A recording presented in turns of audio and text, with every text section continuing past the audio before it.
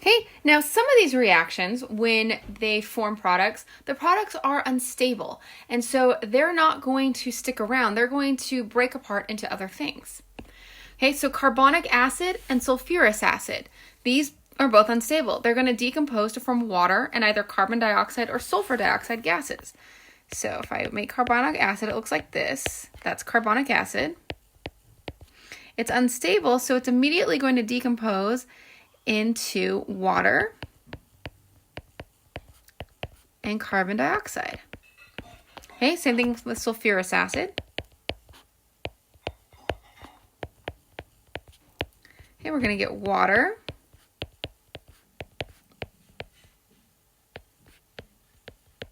Okay, so those would be,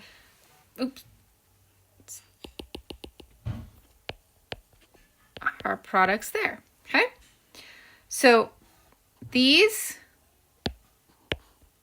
okay, no.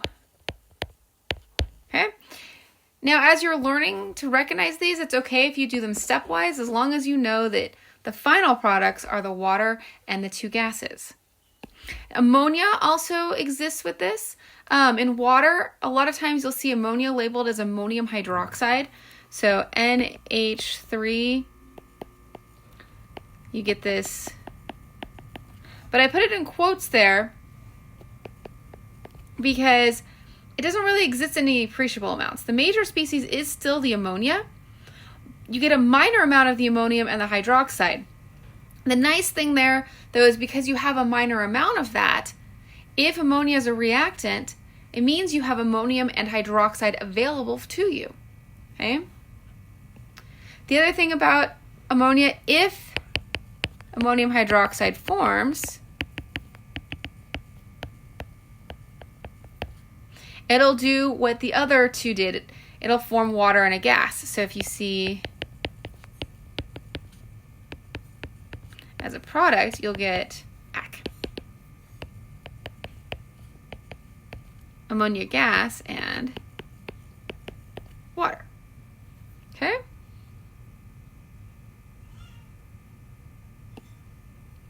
All right, so we're just going to start off with a quick little thing here to predict products.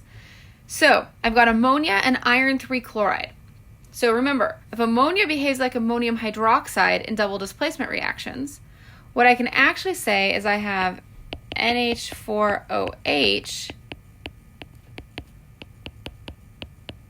That's my that's my iron 3 chloride. And so my predicted products will be iron 3 hydroxide plus ammonium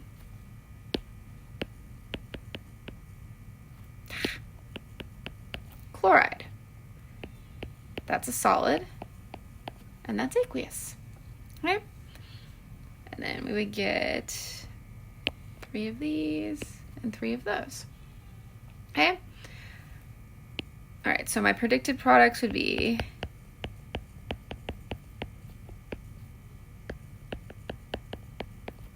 so those would be my predicted products. Then my ammonium phosphate and potassium hydroxide.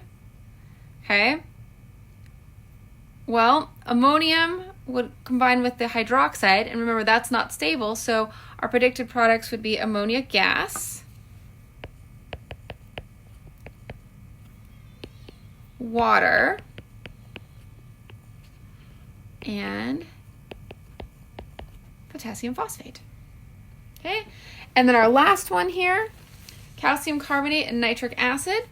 Okay, well, I'd make calcium nitrate, and then I would form that carbonic acid. Now carbonic acid decomposes to give us that carbon dioxide and water. Okay, so those are things that you need to look out for when you are doing some of these reactions.